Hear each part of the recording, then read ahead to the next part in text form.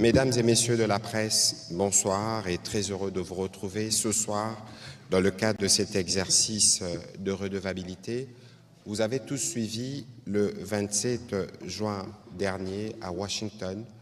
La ministre d'État à ma droite était successivement au département d'État avec ses homologues américains et rwandais pour apposer la signature sur un document historique qui marque l'ouverture du retour de la paix dans l'Est de la République démocratique du Congo et qui vient boucler plus de 30 ans de conflits récurrents.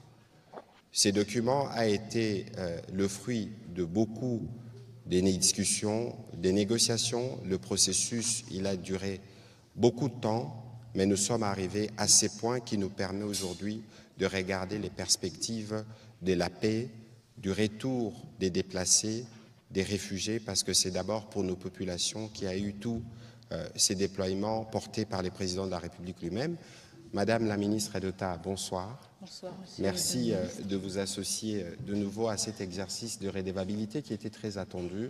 Bien au-delà du travail que vous avez fait à Washington, il y a un besoin pour le public congolais ce soir de vous écouter de manière pédagogique pour nous expliquer tout ce qui a été convenu, du préambule aux articles, mais aussi les parties annexes pour comprendre que tous les intérêts de la République démocratique du Congo ont été pris en compte de bout en bout.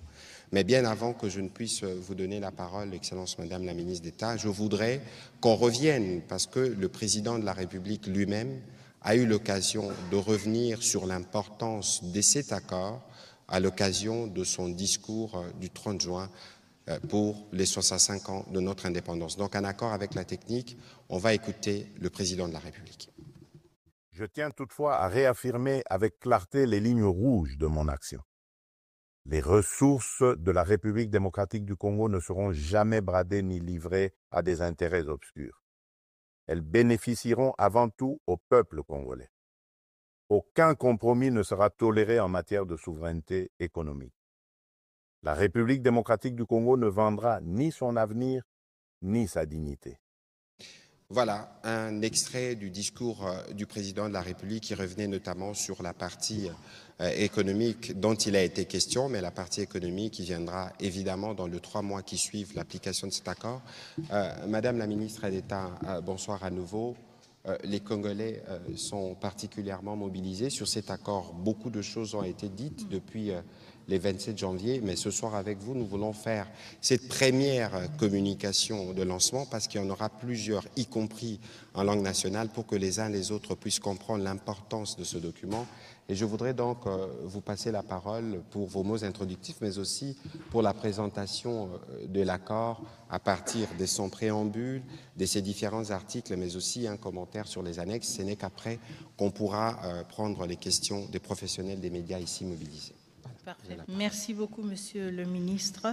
Et évidemment, merci beaucoup, Mesdames et Messieurs de la presse, pour votre intérêt continu. En effet, je vous remercie sincèrement d'être présents aujourd'hui. Nous nous trouvons à un moment charnière pour notre pays. Comme vous le savez, le 27 juin dernier à Washington, nous avons signé un accord de paix historique avec la République du Rwanda, et ce, sous la médiation des États-Unis d'Amérique. Et au-delà de la signature, évidemment, parce que cet accord nous concerne, nous en particulier en République démocratique du Congo et plus précisément les populations à l'est de la République démocratique du Congo, il y a un besoin urgent de compréhension et nous avons une responsabilité évidemment d'expliquer cet accord et de fournir en toute transparence plus de détails, plus d'amples détails sur cet accord et ce qu'il prévoit. Évidemment, tout cela en harmonie et en pleine cohérence avec les orientations et les instructions qui nous ont été données par son Excellence, Monsieur le Président de la République. Et comme vous l'avez entendu dans l'extrait de son discours à l'occasion de la commémoration du 65e anniversaire de l'indépendance de la République démocratique du Congo, en ligne avec ces principes qui nous ont orientés dans la négociation et dans la signature de cet accord de paix. Alors juste pour vous rappeler un peu l'historique et le chemin qui a été parcouru et qui a conduit à la signature de cet engagement, comme vous le savez tous, le tout a commencé le 25 avril dernier à Washington, D.C., quand nous avions la signature de la déclaration des principes entre la République démocratique du Congo et le Rwanda, étape qui a été justement signée par les deux ministres des Affaires étrangères respectifs, et ensuite qui a été suivie d'une série de négociations et de pourparlers au niveau de nos experts techniques qui ont effectué une série de rencontres à Washington et sous d'autres formats. Et donc le 18 juin, nous avons eu un projet d'accord final qui a été paraphé par nos experts qui étaient à Washington et donc qui traduisait les principes de la déclaration de principes signée le 25 avril, notamment le retrait des forces rwandaises, l'activation du concept d'opération conjointe ou du CONOPS et le retour encadré des déplacés dans les zones affectées. Et enfin, le 27 juin, donc la semaine passée, j'ai signé au nom de la République démocratique du Congo l'accord final avec mon homologue rwandais en présence du secrétaire d'État américain Marco Rubio. À l'issue de cette signature, nous avons été reçus à la Maison-Blanche, je pense que vous voyez les images, par le président Donald Trump qui a salué le courage politique et qui a exigé de manière très explicite aussi le respect de cet accord. Ce processus se poursuivra dans les semaines à venir avec un sommet de haut niveau prévu entre le président Félix-Antoine Tshisekedi Tshilombo et son homologue Paul Kagame, toujours sous l'égide de la médiation américaine et prévu à Washington, D.C. Je tiens à être clair avant de me pencher sur l'accord même et ses différents chapitres et articles. Cet accord n'est ni un traité économique entre la République démocratique du Congo et les États-Unis, ni un accord commercial bilatéral entre la RDC et le Rwanda. Il s'agit tout d'abord d'un accord politique et sécuritaire centré sur des engagements concrets. La cessation des hostilités, le retrait des troupes étrangères, la fin du soutien aux groupes armés, qu'il s'agisse du M23 ou d'autres, la neutralisation des menaces résiduelles et le retour durable de la paix dans l'est de notre pays. Je reviendrai dans un instant sur le contenu détaillé de cet accord, mais je voulais d'emblée poser ce cadre et nous donner une compréhension partagée. Alors, mesdames et messieurs, si nous nous penchons sur d'abord le préambule de l'accord, je sais que très souvent, c'est la première page qu'on aime tourner et passer sans trop s'y appesantir, mais quand même, je pense que c'est quelque chose de très important. La préambule nous rappelle que les boussoles, et plutôt le préambule est la boussole politique de l'accord. Il définit l'esprit, les principes et les valeurs qui nous engagent. Vous allez vous rendre compte que dans ce préambule, on réitère justement l'attachement aux principes du droit international, aux résolutions du Conseil de sécurité des Nations Unies, à savoir la résolution 2773, mais aussi aux efforts régionaux de médiation sous l'égide de l'Union africaine et aussi de la SADC et de la CIRGL. Le préambule reconnaît aussi le rôle des États garants, à savoir celui des États-Unis d'Amérique, qui ont facilité cette démarche avec constance et conviction. Il exprime aussi la reconnaissance de tous les partis à ceux qui ont permis que le dialogue prenne le pas sur la confrontation. Et très souvent, on pose la question justement, est-ce que le préambule n'est pas juste quelque chose de symbolique? Et pourquoi est-ce qu'on doit y accorder tant d'importance? Et la réponse est claire. Le préambule n'est pas une simple formalité. C'est le fondament politique et éthique de tout ce qui suit. Il nous dit pourquoi nous avons signé, il encadre l'interprétation de chaque article et il nous donne une clarté sur, au cas où il y aurait une divergence, le sens d'un article, la manière d'appliquer une disposition et justement comment est-ce qu'on peut avancer dans la mise en œuvre et quels sont les fondamentaux de cet accord. Et donc c'est là que sont inscrits les principes, les repères, la direction à suivre. Et en fait, c'est une sorte de conscience, si vous voulez, de l'accord. Évidemment, du côté de la RDC, nous nous réjouissons énormément du fait que la résolution 2773, première résolution en plus de 20 ans qui reconnaît explicitement le rôle du Rwanda dans la déstabilisation de la République démocratique du Congo, soit évoquée explicitement dans ce préambule, parce qu'encore une fois, ça nous donne un cadre très clair sur la nature du conflit que cet accord de paix est appelé à résoudre. Tout à fait. Est-ce qu'il y avait quelque chose à dire sur Non, allez-y. Je continue? Très bien. Alors, nous sommes ensuite au premier chapitre, les dispositions générales. Bon, justement, ça, c'est un peu les fondations juridiques. On ne va pas trop se pencher là-dessus, mais je voudrais quand même insister sur le fait que ce chapitre précise que les engagements qui sont pris sont contraignants. Et ça, c'est très important. Autrement dit, ce n'est pas un protocole d'intention. On n'a pas signé pour dire on va essayer de faire un peu, et puis si ça ne marche pas, ce ne sera pas la fin du monde. Non, ce sont deux États responsables qui ont pris cet engagement et qui ont aussi pris l'engagement d'une redevabilité pour être responsabilisés en cas de lacune, en cas de manquement dans l'exécution de leurs responsabilités qui leur incombent dans le cadre de cet accord. Et donc ce chapitre rappelle également que l'accord s'inscrit dans le cadre des efforts régionaux et internationaux existants, notamment la résolution 2773, donc encore une fois, on a une référence à cette résolution, et les cadres de la CIRGL, de la SADC et de l'Union africaine. Et donc, ce qui est important, c'est aussi de comprendre que l'accord s'inscrit dans une complémentarité de tous ces instruments qui existent déjà. Il n'est pas là pour dire que la CIRGL ne compte plus, il n'est pas là pour dire que tout ce qui a été fait sous l'égide de l'Union africaine, la SADC ou l'AEAC ne compte plus, mais il vient se greffer à ces efforts et s'inscrit dans une logique de complémentarité et contribue justement à renforcer, à structurer et à contribuer aussi aux efforts communs qui ont déjà été amorcés dans le cadre d'un souci d'une stabilisation durable de la région des Grands Lacs. Ce qui est important aussi dans ce chapitre, c'est qu'il précise que la mise en œuvre de l'accord devra respecter la souveraineté pleine et entière de chaque État. Et je pense que ça, c'est une question à laquelle nous tenons énormément en République démocratique du Congo. Je sais qu'il y a eu beaucoup de préoccupations sur cet accord. Il y a eu beaucoup d'interprétations aussi erronées ou un peu simplifiées de l'accord. Et je pense qu'il est très important justement de voir que dès le début, l'accord ne met pas du tout en question la primeur de la question justement de l'intégrité territoriale, et il introduit aussi un autre principe fondamental, la progressivité dans l'application et la réciprocité des efforts. Et ça, c'est aussi quelque chose de très important.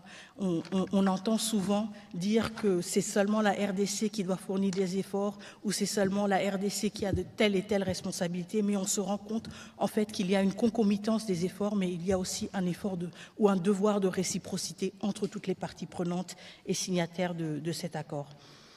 Et donc, je pense que de là découle aussi une question ou la réponse à la question qu'on a souvent, est-ce que cet accord a une vraie force obligatoire? Est-ce qu'il est vraiment contraignant? Comme je l'ai dit, il est justement contraignant et c'est dit explicitement dans ce chapitre, mais aussi il faut reconnaître qu'au-delà de l'aspect de la contrainte juridique, il ne faut pas non plus sous-estimer la pression politique, la pression médiatique et diplomatique que cet accord nous donne, et donc la possibilité aussi de nous assurer de sa mise en œuvre à travers d'autres leviers, y compris les leviers diplomatiques et aussi médiatiques, raison pour laquelle il est pour nous de grand intérêt de nous assurer que notre opinion publique se familiarise avec cet accord et se l'approprie justement parce qu'il y a plusieurs leviers pour nous assurer qu'il est mis en œuvre. Avant d'aller au deuxième chapitre, je tiens à rappeler que sur ces premiers chapitres qui parlent de l'intégrité territoriale et de l'interdiction des hostilités, les principes sont énoncés de manière claire et les parties conviennent. Ça veut dire que nous, République démocratique du Congo et le Rwanda, on a dit dans cet accord qu'il est hors des questions de violer l'intégrité des territoires des uns comme des autres, c'est ce que disent le point 1 et les points 2, et on convient que dorénavant, les parties conviennent que les différends seront réglés par des processus établis par des présents accords. En d'autres termes, on s'organise pour que plus jamais, s'il y a des problèmes, qu'on se tire dessus, mais que nous allons. Voilà plus ou moins ces premiers chapitres qui, vient sceller ce qui a toujours été pour nous une ligne rouge à ne pas franchir, l'intégrité territoriale de la RDC, pas un seul centimètre. Vous pouvez progresser pour le deuxième chapitre. Et donc justement, cela clarifie que dès le début, ces principes sont reconnus et montrent aussi à quel point nous nous sommes investis pour le fait qu'ils soient inclus de manière systématique à travers l'accord. Quand nous nous penchons sur le deuxième chapitre, la cessation des hostilités et le retrait des troupes étrangères, évidemment, nous abordons ici le cœur même de l'accord. À la fin des combats, le retrait ordonné, vérifié et complet des troupes rwandaises du territoire congolais, mais aussi la fin du prétexte de l'activisme continu des FDLR à travers la mise en œuvre du CONOPS. Donc ici, je voudrais justement d'abord me pencher sur la question de la cessation immédiate des hostilités. L'accord engage les deux parties à cesser immédiatement et sans condition toute forme d'hostilité armée, qu'elle soit directe ou indirecte. Et cela concerne plus précisément les affrontements entre forces régulières, mais aussi l'usage de groupes armés supplétifs, et donc là, nous parlons notamment du M23, les frappes, les incursions ou les menaces transfrontalières, ainsi que tout soutien logistique, financier ou politique à des entités armées opérant en territoire congolais. Les parties s'engagent également à s'abstenir de toute déclaration publique susceptible de raviver les tensions et à privilégier la communication via les canaux prévus par l'accord. Et donc, évidemment, nous nous inscrivons dans cette logique, justement, d'une sensibilisation sur l'accord, mais pas d'une instrumentalisation politique de l'accord, parce que, justement, ceci nuirait à l'effort d'une pacification et une cessation des hostilités, non seulement les hostilités armées, mais même, si vous voulez, dans les discours politiques. Ensuite, l'accord prévoit aussi que le Rwanda retire l'ensemble de ses forces armées dans le contexte de la mise en œuvre du CONOPS. Comme vous le savez, ou comme certains d'entre vous s'en souviennent encore peut-être, le CONOPS avait été signé en octobre 2024 dans le cadre du processus de Luanda. Et c'était un outil d'exécution concret qui avait été élaboré par les services de renseignement respectifs des deux pays. Et donc le CONOPS fixe les modalités techniques précises du retrait des forces armées rwandaises. Il est composé d'un calendrier structuré en 3 phases de 30 jours, avec des jalons clairs à respecter. Il prévoit aussi une cartographie officielle des zones occupées, l'établissement de corridors de retrait et une vérification conjointe justement de ce retrait à travers des patrouilles mixtes congolaises et internationales, ainsi que la remise à l'issue de chaque phase d'un rapport certifié au mécanisme conjoint de coordination de la sécurité. Évidemment, simultanément à ce désengagement des forces armées rwandaises, le CONOPS prévoit aussi la neutralisation des FDLR. Et donc, un des points essentiels de ce chapitre est justement le retrait, non seulement le retrait des troupes rwandaises, mais justement la neutralisation des FDLR. La neutralisation des FDLR veut dire que dans le contexte actuel, le CONOPS prévoit une série d'activités pour mettre fin à la présence et à l'activisme des FDLR dans le territoire de la République démocratique du Congo. Il prévoit tout d'abord une phase de sensibilisation pour donner aux FDLR l'occasion et l'opportunité de reddition pacifique et prévoit ensuite des mesures avec un séquençage prévu plus contraignante pour s'assurer que cette menace soit éradiquée de manière définitive et mettre fin justement à cette question récurrente pendant les derniers 30 années des FDLR. Avant que vous ne puissiez progresser, je rappelle juste pour ceux qui nous suivent que le CONOPS, c'est un document opérationnel. Lorsque nous étions à Luanda, il y avait des experts militaires de l'état-major de la RDC, du Rwanda, avec les médiateurs angolais. Nous avions convenu d'un plan de comment les mesures de défense rwandaises de désengagement devraient se faire et d'autre part, comment nous allons mettre en œuvre un plan de neutralisation. Donc c'est un document travaillé par des militaires et même l'exécution dans le cadre de cet accord se fera dans ces cadres-là. Donc il faut comprendre que toutes les questions liées au CONOPS, c'est des questions dont on ne pourra pas toujours, qu'on ne pourra pas toujours aborder parce que ça relève du dispositif militaire qui accompagne l'application de cet accord. Je vous en prie, Madame la Ministre. Merci. Mais ce qui est très important à retenir, c'est justement le caractère simultané ou concomitant du CONOPS et de l'exécution de ces deux piliers, à savoir le désengagement des forces d'une part et de l'autre part la neutralisation des FDLR. Donc l'un ne peut pas aller sans l'autre et aucune, si vous voulez, des préoccupations sécuritaires légitimes de chacun des deux pays ne peut être secondaire à l'autre, et c'est pour cela que ce CONOPS a un caractère de concomitance qui est très important. Un aspect aussi que j'ai déjà effleuré brièvement, c'est la mise en place d'un mécanisme conjoint de coordination de la sécurité, justement une structure qui sera mise en place pour s'assurer de la bonne mise en œuvre de ce CONOPS, une structure hybride, si vous voulez, avec des représentants de la République démocratique du Congo, des représentants du Rwanda, mais aussi des participants ou des représentants de pays tierces qui vont donc assurer aussi une objectivité et avoir peut-être parfois un rôle d'arbitrage, mais de cette manière contribuer à ce que ce mécanisme soit en mesure d'évaluer et de suivre la mise en œuvre effective de ce CONOPS et évidemment soulever des carences ou des lacunes dans la mise en œuvre de certains aspects du CONOPS. Madame la ministre d'État, c'est un point important parce que si vous avez lu l'accord, dès qu'on l'a signé, devait produire ses effets. Je pense que l'une des premières tâches à laquelle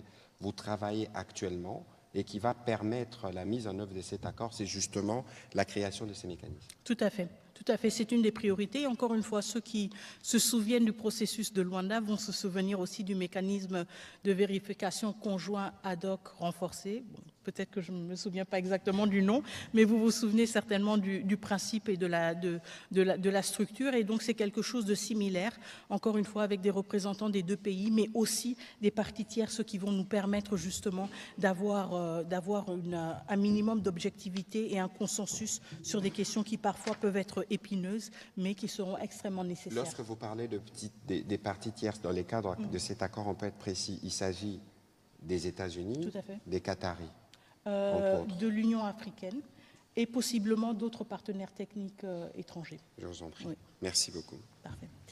Alors maintenant on progresse au chapitre 3. Donc le chapitre 2 se penchait plutôt sur les questions État-État. Le chapitre 3 parle de démobilisation, de désarmement, démobilisation et traitement des groupes armés nationaux. Et donc là on est dans un champ différent. Et ce chapitre aborde donc une autre dimension essentielle de la paix durable, et à savoir la question des groupes armés congolais.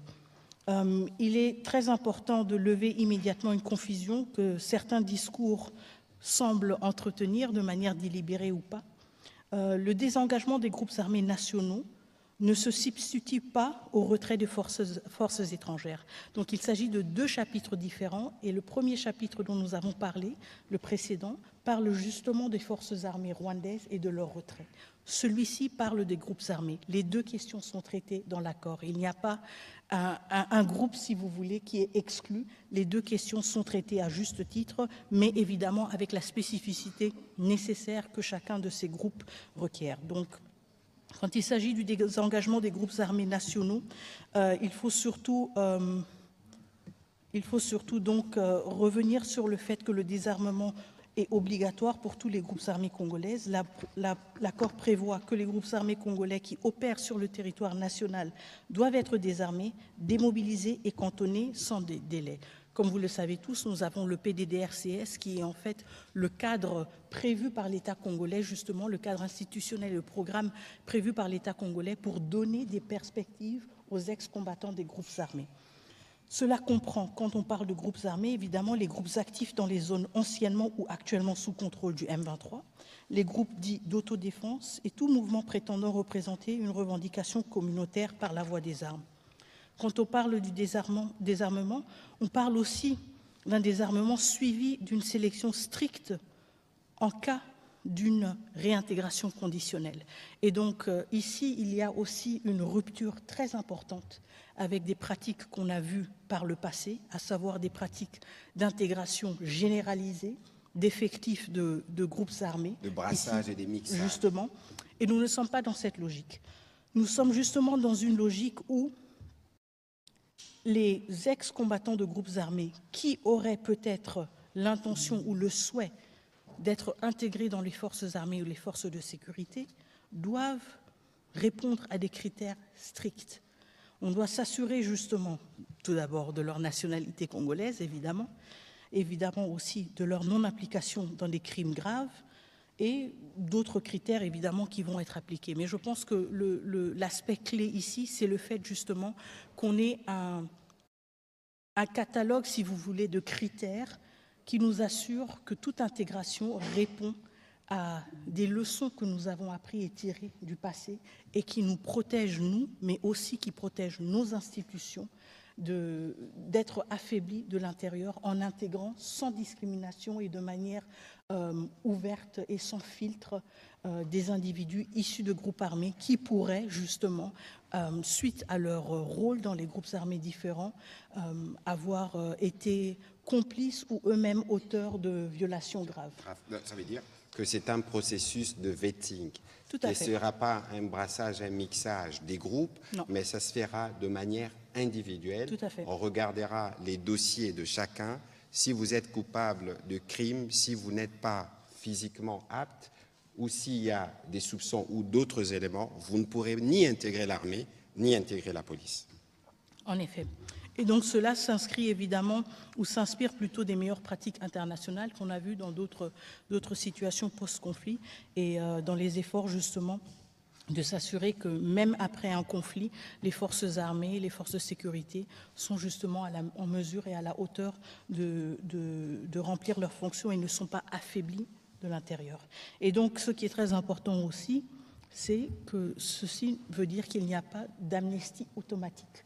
Ça ne veut pas dire que dans le cadre d'un accord de paix, tout est oublié et tout est passé. Et je pense que ça, c'est quelque chose de très important aussi, l'aspect de la redevabilité, même s'il n'est pas, et je suis sûre qu'il y aura des questions à ce sujet, même s'il n'est pas ancré de manière individuelle, il est très important, quand on lit l'accord, de voir qu'il y a justement de manière transversale cette considération-là, et cette considération que on ne peut pas rebâtir une société et ses institutions sans pour autant avoir un aspect de redevabilité, de responsabilité et tirer les leçons du passé, que ce soit le passé lointain, parce que nous l'avons vu avec le brassage et le mixage, ou le passé très récent, parce que nous l'avons vu avec le comportement de certains individus. Je vais procéder maintenant avec le prochain chapitre, s'il n'y a pas de questions de votre... Ok, très bien. Parfait. C'est juste deux points justement, et je sais qu'il y a beaucoup de questions du côté des journalistes, donc on va essayer quand même d'accélérer. Le chapitre 4 touche sur la question des déplacés et des réfugiés dans la région, disons. Alors, quand on parle de réfugiés, évidemment, on parle de personnes qui ont traversé les frontières internationales. C'est pour cela que je dis dans la région. Les Congolais qui se trouvent au Rwanda, tout comme les Rwandais qui se trouvent en RDC. Et évidemment, les déplacés internes qui ont fui et qui sont restés sur le territoire national, mais qui ne sont plus dans leur communauté habituelle. Et donc, ce qui est très important ici, c'est que ce chapitre qui concerne justement la prise en charge humaine et sécuritaire des personnes déplacées est ancré aussi sur un autre processus important, à savoir le processus tripartite. Le processus tripartite, c'est un dispositif de coordination qui réunit la République démocratique du Congo, le HCR, donc le Haut Commissariat des Nations Unies pour les réfugiés, et le Rwanda comme deuxième pays. Et donc, la tripartite assure, en fait, à travers ces trois acteurs, une planification concertée, un accompagnement complet et un suivi régulier de la question des réfugiés, de leur retour, de leur bien-être, etc., et ce, selon les normes internationales. Et donc, là, on est dans un cadre très précis qui veut dire aussi que tous les membres de cette tripartite ont une redevabilité par rapport à leur comportement vis-à-vis des réfugiés respectifs. Juste pour rappel, en termes de la situation aussi des réfugiés, les derniers chiffres en notre possession parlent de à peu près 132 000 réfugiés rwandais qui sont toujours en République démocratique du Congo et 135 000 Congolais qui seraient au Rwanda comme réfugiés selon le HCR. Et donc c'est un enjeu majeur. On parle de plus de 250 000 personnes, 250 000 de personnes qui sont toujours à l'étranger, qui n'ont pas encore eu l'occasion de revenir chez eux et pour lesquels on doit créer des conditions propices pour le retour. Et donc ce sera donc une priorité de cet accord aussi, de s'assurer que tout retour se fasse dans le cadre de cette tripartite. Et je sais qu'il y a eu beaucoup de débats et de spéculations, de préoccupations et d'angoisse aussi sur la question de mouvements de population. Beaucoup de rapports aussi qui nous sont survenus de mouvements irréguliers de population.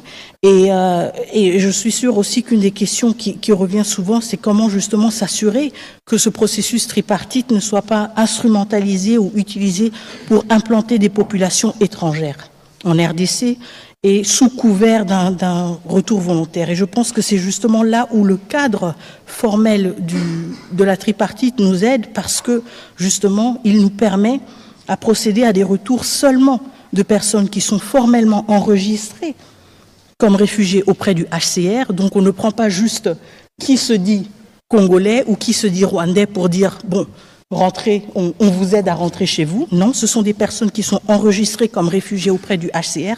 Donc nous avons des bases de données qui remontent à plusieurs années, si pas décennies. Ce sont des personnes qui sont volontaires et donc qui veulent retourner chez eux. Et évidemment, ce sont des personnes dont la citoyenneté est reconnue. Tout à fait. Et c'est ça, ce sont justement ces piliers-là qui nous permettent de nous assurer que tout retour de population, tout mouvement de population est encadré en bonne et due forme, et du côté de la République démocratique du Congo, encadré par les autorités territoriales et nationales qui sont en charge de... Je me souviens, Madame Lamineta, que dans vos mots qui ont suivi justement la signature de l'accord à Washington, vous avez évoqué des femmes avec qui vous étiez en discussion, la question humanitaire. Quelle est la place de la question humanitaire dans cet accord, bien au-delà de la question des déplacés, de la question des réfugiés, mais les conditions de vie elles-mêmes? Oui, la question humanitaire est aussi une des priorités, justement parce que l'accord revient de manière explicite aussi sur le besoin de rétablir dans les plus brefs délais un accès humanitaire, de faciliter justement la prise en charge des populations et aussi la sécurité du personnel humanitaire. Ce que nous avons vu pendant les derniers mois, en particulier dans les zones sous occupation ou en particulier pendant l'occupation, c'est qu'on avait un accès humanitaire extrêmement restreint. On avait des populations qui n'avaient pas accès ou qui ne pouvaient pas être assistées. Nous avons eu des infrastructures logistiques et tout un accès logistique qui a été complètement saboté. Et donc l'aspect clé aussi dans ce chapitre, c'est justement de voir comment s'assurer que l'accès humanitaire est rétabli et comment les parties s'engagent à faciliter la libre circulation des civils, y compris des humanitaires, pour justement assurer aussi un plus grand respect du droit international humanitaire, y compris dans le cadre de la mise en œuvre de l'accord. Et ça, c'est un aspect très important parce que ça veut dire que les deux parties sont conscientes du fait que jusqu'à présent, dans les zones occupées en particulier, l'accès humanitaire n'a pas été facile, n'a pas été assuré, et numéro 2, le droit humanitaire international n'a pas nécessairement été respecté. Quand il s'agit du 5e chapitre, on parle surtout du mécanisme conjoint de coordination de la sécurité. Celui-là, je l'ai déjà brièvement évoqué, donc je ne peux pas trop me pencher sur cette question, mais encore une fois, comme je l'avais évoqué, c'est un mécanisme qui est mis en place pour assurer le suivi sur terrain, pas le suivi à partir de Washington, de Kinshasa ou de Kigali. Non, non, c'est le suivi sur terrain de la mise en œuvre de certains aspects de l'accord, à savoir le CONOPS. Et ce mécanisme conjoint a donc la responsabilité d'être mis en place et de lancer dans un délai de 30 jours à compter de l'entrée en vigueur de l'accord, donc du 27 juin, et justement qui doit fonctionner uniquement conformément aux conditions arrêtées entre le parti. Et ce mécanisme conjoint crée justement des procédures très claires sur comment le mécanisme va élaborer aussi ses rapports pour s'assurer aussi de la transparence et de l'ampleur et la portée des opérations. Les opérations dont j'ai parlé, à savoir les opérations de désengagement de force, tout comme les opérations de neutralisation des FDLR. Le mécanisme conjoint de coordination de la sécurité est régi par les principes suivants. Tout d'abord, et le plan de mise en œuvre est à l'annexe de l'accord, la fin irréversible et vérifiable du soutien de l'État aux FDLR et aux groupes armés associés, et l'interdiction totale de tout soutien matériel, logistique, financier ou autre, qu'il soit national ou étranger à ces derniers. Un engagement à identifier, évaluer, localiser et neutraliser, conformément aux dispositions pertinentes du plan harmonisé de neutralisation des FDLR et de désengagement des forces, levée de mesures défensives par le Rwanda du 31 octobre découlant du processus de Luanda, et un engagement à s'appuyer sur les accords de coopération bilatérale en matière de sécurité, la protection des civils et le respect du droit international humanitaire.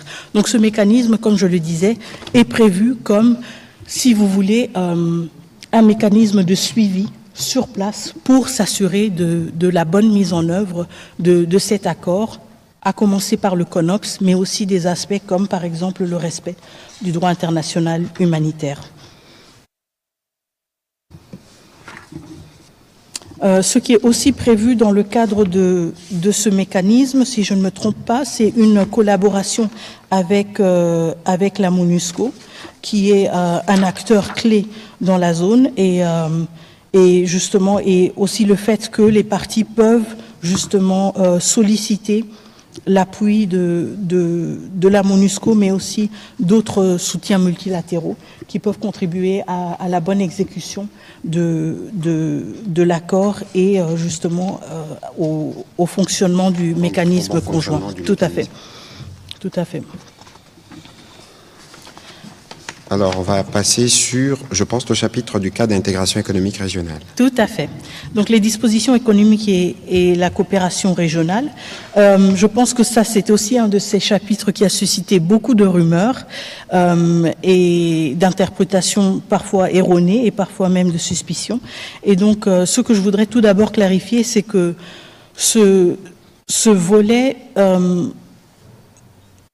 ne contient pas d'engagement économique. Il parle plutôt du souci, si vous voulez, de prévoir dans l'avenir une intégration régionale accrue.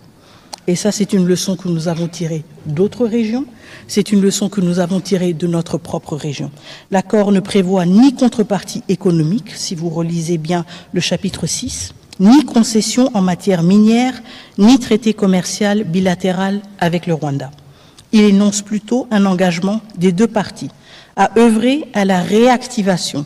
Réactivation, ce sont des questions que nous avons discutées, que nous discutons depuis des décennies dans la région des Grands Lacs. La réactivation des dynamiques de coopération économique régionale dans un esprit de stabilisation post-conflit. Et cela comprend, à moyen terme, la réhabilitation des axes logistiques régionaux, la relance de corridors douaniers, des échanges techniques sur les zones économiques transfrontalières, mais aussi, il faut reconnaître que ces dispositions sont volontaires, elles sont progressives, elles sont non contraignantes et elles ne sont pas liées au calendrier sécuritaire. Donc, en d'autres termes, sur ce point économique, par exemple, il n'est pas question d'avoir le Rwanda mettre la main sur les ressources de la RDC. Pas du tout, et ce n'est pas prévu dans cet accord, aucunement. Ce qui est important ici, c'est justement le fait que cet accord s'appuie sur des efforts que nous avons déjà vus dans la région et que nous voyons dans d'autres régions de l'Afrique et au-delà, donc un effort d'une plus grande intégration économique qui permet justement à stabiliser à long terme, mais nous sommes conscients, et je pense que c'est là que c'est très important quand même de revenir sur cette question, nous sommes conscients que toute intégration économique ne se fait pas dans un vide. Il ne se fait pas dans un vide historique ou dans un vide social. Et donc, nous ne sommes pas naïfs. Même quand nous parlons d'intégration régionale, même quand nous parlons d'une ouverture économique, nous savons d'où nous venons. Nous venons de 30 ans d'agression, de millions de morts, de populations déplacées, pillées, violées et de minerais extraits illégalement pour alimenter des réseaux d'enrichissement illicite. Donc, la coopération économique, évidemment, peut être un vecteur de stabilité, mais elle ne peut pas être précipitée. Et c'est pour cela, justement, que c'est quelque chose qui doit se faire de manière séquentielle et de manière graduelle. On aura toujours les voisins que nous avons, et si on veut bâtir une paix durable, on devra travailler avec ses voisins, mais en même temps, nous sommes aussi conscients de notre histoire et du poids de cette histoire, et nous devons l'assumer avec responsabilité. Évidemment, le président de la République, justement, s'exprimant sur les sujets, parlait de la nécessité d'avoir une paix durable et une paix que nous voulons définitive. Vous parliez, Madame la ministre d'État, d'intégration régionale. Il ne faut pas oublier que dans cette région, nous avons des exemples. Aujourd'hui, tout le monde connaissait ce qu'on appelait à l'époque la CEPGL, la Communauté économique de pays de Grand Lac, qui était une organisation régionale qui regroupait à la fois la RDC, le Rwanda et les Burundi. Les Zaïre de l'époque étaient le premier contributeur. Et aujourd'hui, il y a une partie d'ailleurs de l'électricité, je pense qu'il s'agit de Sinelac, qui est une entreprise qui est née justement de cette intégration régionale de la CEPGL, qui donne l'électricité à la fois en RDC, au Rwanda et au Burundi, et dont les dirigeants, je pense que le directeur général est rwandais, l'adjoint burundais, les financiers congolais. Et donc c'est un exemple parce que finalement, le président de la République ne cesse de le dire, que nos voisins, c'est des peuples avec lesquels nous devons vivre et qu'il n'y a pas des problèmes avec le peuple rwandais, particulièrement, parce que nous parlons du Rwanda. Donc il est important que tout le monde comprenne que lorsque nous avons fait la paix, lorsque nous avons consolidé la paix, le pont qui suit, c'est le développement. D'abord pour nous-mêmes, parce que si les investissements américains sont annoncés dans la région, c'est des investissements qui se feront en RDC. Et puis on a parlé d'intégration régionale. On a parlé du modèle de l'EAC, on a parlé des CIRGL. Donc ici, il faut regarder le rôle moteur de la RDC, de tout ce que nous représentons comme marché économique, et que si les opportunités arrivent, c'est des opportunités qui ne se feront pas que pour un seul voisin, mais c'est des opportunités qui vont toucher toute la région avec des effets contagieux. Voilà un peu le petit commentaire que je voulais faire à ces sujets, et parce que l'accord prévoit que pour des discussions, vous aviez suivi les docteurs Boulos, des discussions qui peuvent porter sur des questions économiques pourront faire l'objet d'un autre point qui sera en discussion. Mais ici, la priorité, c'est la paix. La priorité, c'est le traitement des questions humanitaires. La priorité, c'est des mesures que l'on prend pour s'assurer que le Rwanda retire ses mesures de défense, que l'on traque des FDLR, qu'on crée justement les conditions de retour de cette paix, qu'on va consolider de manière définitive et durable. Ce n'est qu'après qu'on viendra faire l'économie. Tout à fait. Allez-y pour la suite. Donc l'accord, comme vous l'avez dit, Monsieur le Ministre, en fait l'accord crée les conditions propices pour nous permettre à nous lancer avec ambition sur un projet de développement de ces zones qui ont été affectées pendant des décennies par des cycles et des cycles de conflits. Mais justement, tout d'abord vient la paix et ensuite le développement, les investissements et la stabilité, aussi la prospérité partagée. Le dernier chapitre sur lequel je vais me pencher rapidement est en fait un chapitre qui clôture, si vous voulez, l'accord, la mise en œuvre et le règlement des différends.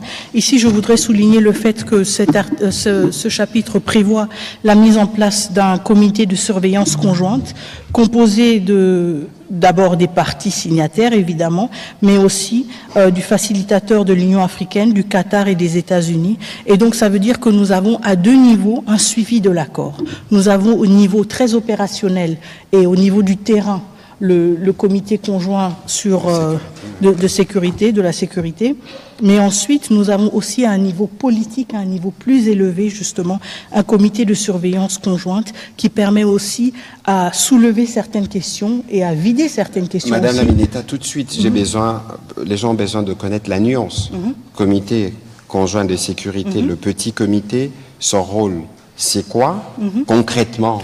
Oui, son rôle concrètement, par exemple, c'est si on dit dans le cadre du désengagement des forces, il est prévu que dans la période de jour X à jour, de jour Y à jour X, il y ait un tel mouvement hors de la RDC. ce comité ou cette structure, ce mécanisme a pour responsabilité de pouvoir suivre ces mouvements. Qui sont les États-Unis? Oui, tout à fait.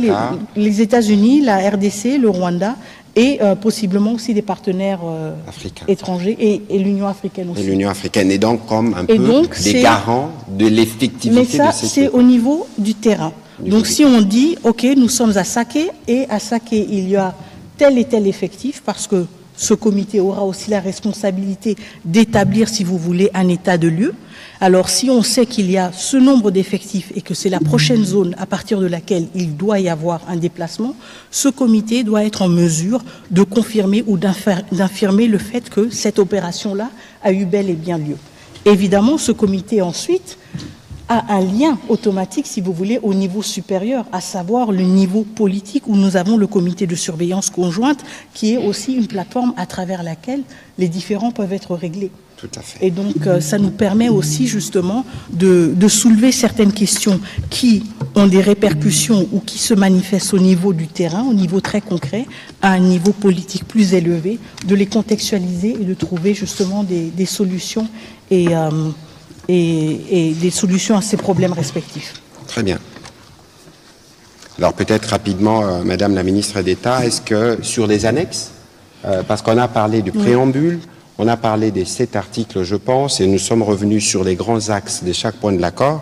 Pour ceux qui nous suivent et pour les journalistes présents, c'est un exercice particulier où nous voulons faire un peu de pédagogie pour que vous puissiez vous rendre compte que tous les détails ont été étudiés dans les compromis qui a été trouvé pour voir que nous sommes assurés en amont, nous avons pris des précautions de sorte que cet accord puisse nous donner les résultats escomptés, à savoir l'ouverture, en tout cas une voie pour le retour effectif de la paix.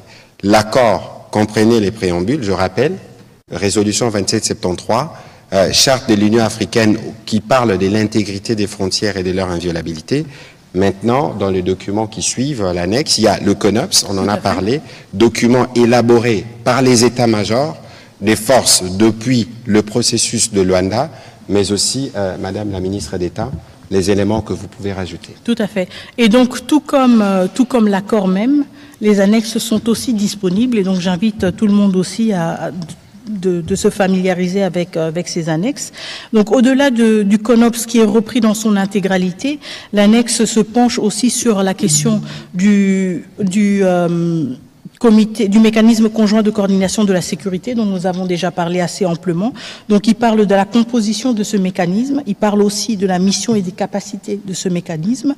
Donc alors, les parties, par exemple, conviennent que la mission du mécanisme est d'identifier, d'évaluer, de localiser les FDLR, les groupes affiliés, afin de permettre la neutralisation des FDLR, mais aussi, ils conviennent que le mécanisme est habilité et à surveiller, évaluer la mise en œuvre du CONOPS, qui a ces 2 éléments, à savoir la neutralisation des FDLR et le désengagement des forces, procéder à des échanges de renseignements et d'informations entre les parties, aux fins de mise en œuvre du présent accord et du CONOPS, parce qu'évidemment, c'est le renseignement qui est au cœur de toutes ces questions. Si on parle de désengagement, on doit avoir des éléments, on doit savoir quels éléments sont ou quels effectifs sont positionnés à quel endroit. Même chose avec les effectifs résiduels des FDLR. Quels sont ces effectifs et où est-ce qu'ils sont situés? Et donc, l'élément de l'échange des renseignements est au cœur aussi de ce mécanisme qui doit lui permettre justement de vérifier toutes les informations, les données et activités justement liées à la mise en œuvre du CONOPS et de ces 2 piliers respectifs. Le mécanisme détermine aussi la portée géographique de ces activités en fonction des conditions sur le terrain et dans le plein respect de l'intégrité territoriale et de la souveraineté. Et donc, évidemment, ce mécanisme est prévu justement opérer dans les zones où nous avons ces 2 préoccupations qui se concentrent de manière très palpable, à savoir le désengagement des forces, mais aussi la question des FDLR.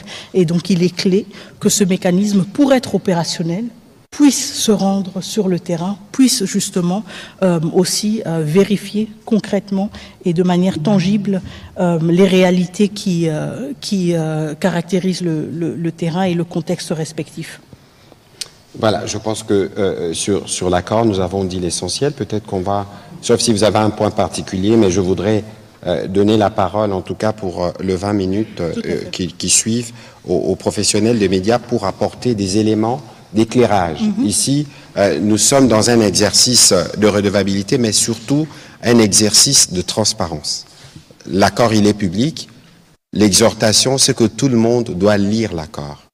Lire l'accord, un peu comme nous l'avons fait ce soir, c'est lire les préambules, ce qui est évoqué dans les préambules. Vous pouvez même aller plus loin en lisant les documents sur lesquels les préambules font référence d'une part, mais que par la suite, vous pouvez aussi lire les annexes. Bon, le CONOPS, c'est intermilitaire un peu compliqué, mais même sur ces aspects militaires, nous trouverons les moments venus au fur et à mesure que l'accord sera implémenté, l'occasion de venir vous expliquer ce qu'il en est, parce que les Congolais doivent comprendre que dans ce qui a été négocié, dans ce que nous avons pu obtenir, c'est un engagement ferme qui nous permet aujourd'hui, avec le suivi ou l'implication du président américain, vous avez suivi vous-même, c'est que cela a été à Washington, qui permettra d'avoir une paix définitive. Vous avez aussi vu les réactions mondiales à ce qui a été fait, et que si, au plan international, tout le monde accueille favorablement la signature de cet accord qui ouvre de perspectives pour la fin de la crise la plus grave depuis la Deuxième Guerre mondiale, je peux comprendre qu'il y ait des questions qu'on se pose à l'intérieur, mais il y a d'autres réactions qui ne sont pas, à mon avis, appropriées au regard du parcours que nous avons fait pour atteindre cet acquis aujourd'hui, à partir duquel nous allons bâtir l'avenir. Voilà, Madame la ministre d'État, on va commencer la série des questions.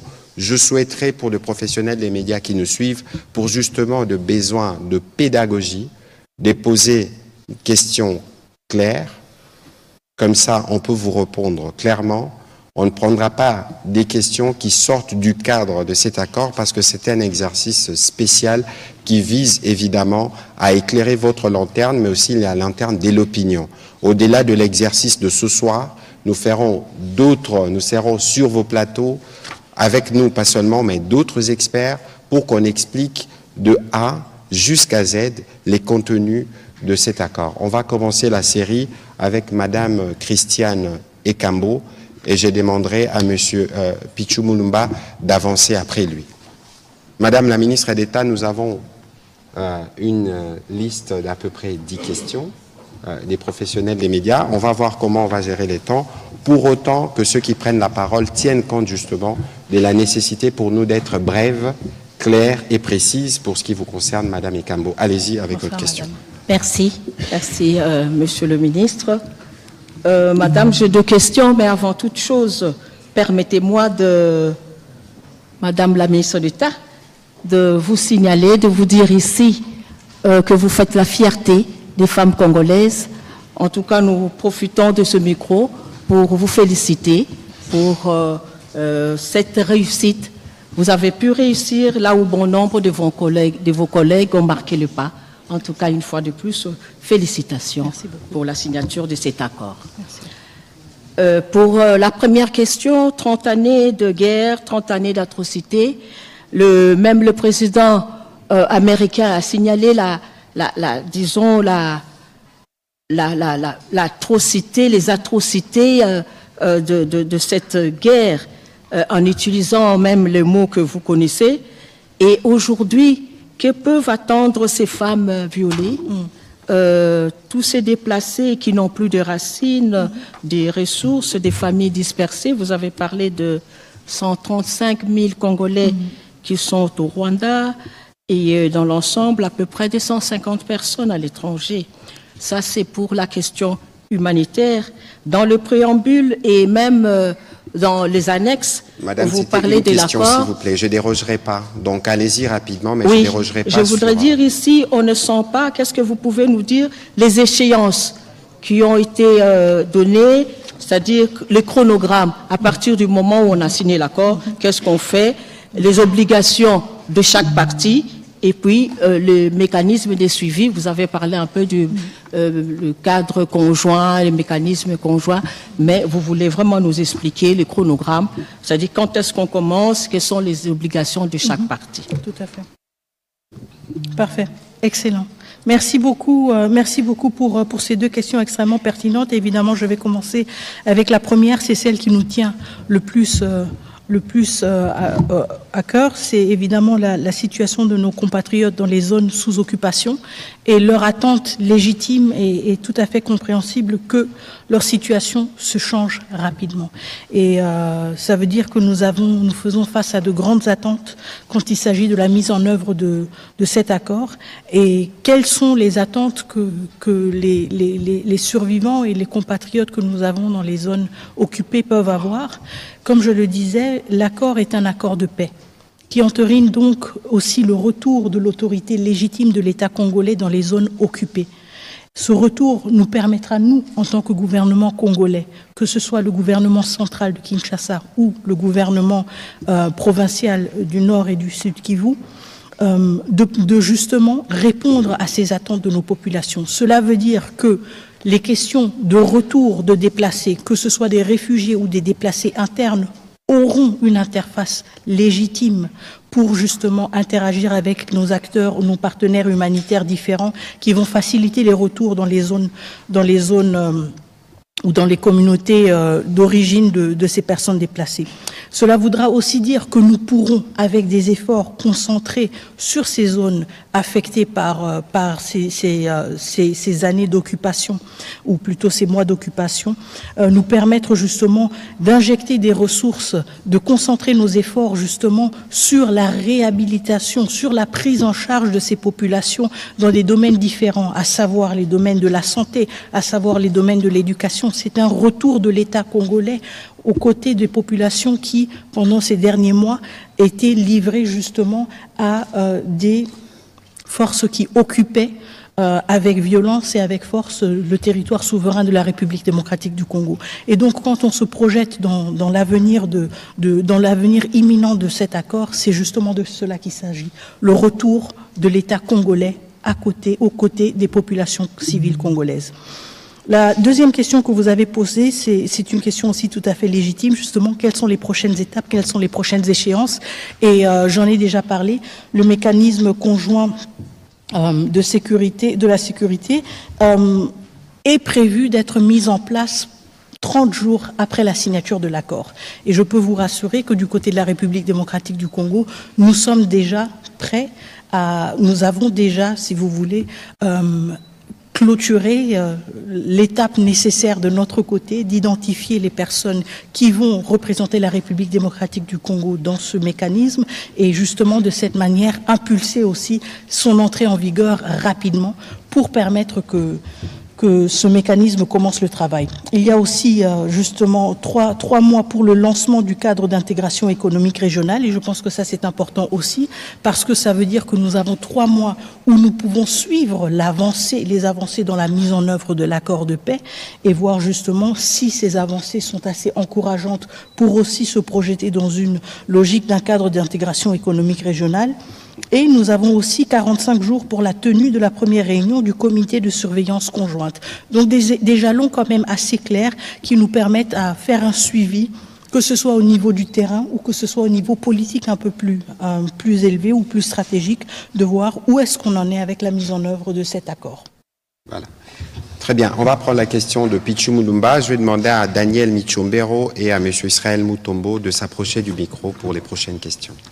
Merci beaucoup, Monsieur le Ministre, pour la parole. Madame la Ministre d'État, j'ai juste 2 petites préoccupations.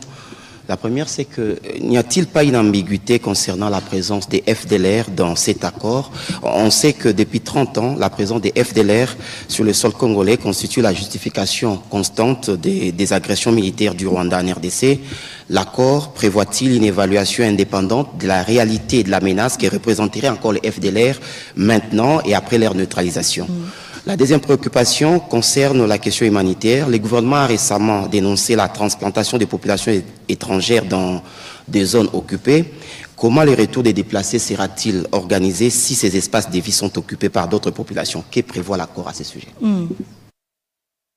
Alors, la première question sur la question des FDLR, en effet, cela fait près de 30 ans que ce prétexte est recyclé. Et réchauffé à toute sauce. Et justement, c'est la raison pour laquelle il est dans l'accord, parce qu'on veut y mettre fin. On veut mettre fin à cet accord, à ce prétexte récurrent d'une présence et d'une menace soi-disant des FDLR. Si tel est le cas, eh bien justement, nous avons un accord qui prévoit dans son CONOPS des étapes très claires, bien définies sur comment on va mettre fin à cette menace, mais aussi justement à travers le CONOPS et à travers la mise en place du mécanisme dont j'ai parlé de conjoint de sécurité, la possibilité d'évaluer l'envergure de cette menace. On ne peut pas juste dire qu'on va lancer des opérations de neutralisation sans avoir un point de départ et un objectif. Et donc, l'avantage ici, c'est que nous prenons cette question qui a été utilisée pendant plusieurs années pour dire, si c'est le cas, nous allons y mettre fin une bonne fois pour toutes. Pour y mettre fin, nous devons savoir à combien sont-ils, quelle est la menace qu'ils représentent. Et ensuite, on s'attaque au problème à travers des approches différentes et appropriées. Et ensuite, on peut dire, voilà, objectif atteint. Et je pense que c'est ce qui est très important, le fait qu'on dit, qu'on aille au-delà, si vous voulez, de la rhétorique et des discours contradictoires et qu'on dise, très bien, on met fin à cette question une bonne fois pour toutes. Tout comme on met aussi fin à la question de la présence des troupes rwandaises en République démocratique du Congo qui n'y ont rien perdu. Et je pense que c'est l'aspect clé de cet accord, le fait qu'il se concentre sur les questions qui bloquent le plus. La question qui bloque du côté de la République démocratique du Congo, tout à fait légitime, les troupes rwandaises n'ont rien perdu sur notre territoire, elles doivent rentrer chez elles. Question qui bloque du côté du Rwanda, apparemment, malgré le fait qu'ils ont une armée performante, malgré le fait que c'est le 4e pays contributeur de troupes de missions de maintien, dans les missions de maintien de la paix, c'est apparemment la menace des FDLR. C'est une menace? Très bien, on va y mettre fin. Et je pense que c'est ce qui est très important, le fait que cet accord se concentre sur ces deux points-là et nous aide à les élaguer. Mais aussi, comme vous l'avez dit, la question humanitaire est reprise dans l'accord. Et la question justement des implantations de population est une question sur laquelle nous avons reçu beaucoup de rapports pendant cette période d'occupation et qui a été suivie de près au niveau du ministre, du vice-premier ministre, ministre de l'Intérieur évidemment, parce que cela relève de son ressort. Et c'est pour cela que nous poussons pour cet accord. C'est pour cela que nous sommes impatients de voir sa mise en œuvre, d'y contribuer, parce qu'à travers cet accord, nous aurons un cadre très clair pour justement réglementer et nous assurer que tout retour et tout mouvement de population à travers les frontières respecte justement les normes internationales et tout pour nous permettre justement d'éviter qu'il y ait dans les phases de retour, qu'il y ait dans les communautés de retour des conflits quand des populations qui ont dû se déplacer veulent regagner leur communauté d'origine et se trouvent peut-être confrontées à d'autres réalités inattendues. En même temps, évidemment, cela va de pair avec le retour de l'autorité de l'État et à savoir le rôle aussi de l'autorité de l'État aux différents niveaux d'être un arbitre justement en cas de ce genre de conflit pour en éviter justement l'exacerbation. Alors, si je peux me permettre un petit commentaire, si vous lisez les CONOPS donnent un peu des détails sur comment on va traiter la question des FDLR. Il y a une dimension de sensibilisation, mais il y a aussi une dimension de leur retour au Rwanda et de leur intégration, parce que c'est des Rwandais. Et sur la question humanitaire, mais vous savez, on ne peut pas faire un retour de réfugiés, un retour de déplacés dans des parties du pays où ça tire encore. Il faut un minimum de sérénité, un minimum de paix. C'est ce que cet accord va apporter, parce que c'est l'accord, dès qu'il commencera à produire ses effets, il y aura un retour progressif de l'administration, et c'est cette administration qui sera en mesure de s'assurer que les populations, lorsqu'elles vont retourner, qu'elles retournent dans des conditions de sécurité, parce que les retours des déplacés comme des réfugiés, c'est fait aussi sur la base volontaire. Et donc il y a des points qui sont, de notre point de vue, très cruciaux et sur lesquels nous faisons un suivi particulièrement étroit. On va prendre les questions de M. Michombero et puis ce sera M. Israël Mutombo. Madame la ministre, après avoir lu l'accord de paix signé à Washington entre la RDC et le Rwanda, j'ai constaté qu'il ne contiait pas une référence explicite à la justice ni à des mécanismes de reddition de comptes pour les crimes commis en RDC, notamment ceux documentés dans les provinces de l'Est de notre pays. Pouvez-vous, s'il vous plaît, éclairer l'opinion à ce sujet pour qu'on en sache davantage? Merci beaucoup. La question de la justice a suscité en effet beaucoup de débats et j'en suis tout à fait consciente. Comme je le disais auparavant, quand je répondais à la question de votre confrère, ce n'est pas un accord qui est exhaustif et qui couvre toutes les questions. Et nous devons le voir comme un accord qui s'est concentré sur les questions qui bloquent le plus pour l'instant. Est-ce que cela veut dire que la question de la justice n'est pas pertinente ou n'est pas une priorité, surtout pour le gouvernement congolais? Pas du tout. Je pense que ce que nous voyons avec cet accord et ce dont nous devons être conscients avec tout accord, c'est qu'il n'existe pas dans un vide. Il existe dans un écosystème. Et ce que nous faisons en tant que gouvernement congolais, ce que vous faites en tant que journaliste, ce que notre société civile fait, ce que nos partenaires internationaux font et bien d'autres acteurs font, c'est contribuer à cet écosystème. C'est tirer la sonnette d'alarme sur certaines thématiques et dire, même si cette thématique n'est pas reprise dans l'accord, elle a sa validité, elle a sa raison d'être. Et donc nous prenons la question de la justice extrêmement au sérieux et il faut aussi se rappeler qu'un accord de paix, c'est un compromis entre deux États. Et même si le souhait est tout à fait légitime de voir dans cet accord un pays reconnaître ses erreurs, un pays reconnaître ses violations et accepter d'être confronté, si vous voulez, à ces actions et leurs conséquences, on ne peut pas s'attendre à ce qu'un accord de paix soit, si vous voulez, une capitulation. Il y a aussi le souci de s'assurer que pour sa bonne exécution, on ne puisse pas humilier l'autre partie. Cela ne veut pas dire que la question de la justice n'a pas sa pertinence. Et cela ne veut pas dire que la question de la justice n'avance pas. Elle avance à travers nos discours, elle avance à travers la CPI, elle avance à travers la Cour africaine des droits des peuples. Des droits de l'homme et des peuples. Merci. Elle avance aussi à travers le Conseil des droits de l'homme qui a décidé d'envoyer une commission d'enquête internationale. Je sais qu'il y a des débats sur le financement, mais encore une fois, la question de la justice, la question de la vérité, la nature même du conflit, elle ne se pose plus. Elle ne se pose plus. Les rapports sont là, ils sont accablants. La vérité est connue par tous et par toutes et elle ne va plus être niée. Le fait qu'elle ne se retrouve pas dans cet accord ne diminue pas la valeur de cet accord et ne diminue pas la valeur de la question de la justice. Ce sont des questions complémentaires et notre responsabilité partagée, commune, en tant que République démocratique du Congo, c'est de créer l'écosystème qui va nous permettre à ce que, justement, cette question de la justice reste pertinente et aussi des débouchés concrets. Alors, souvenez-vous de ce que nous disons habituellement, que nous avons un front militaire, un front diplomatique, un front judiciaire.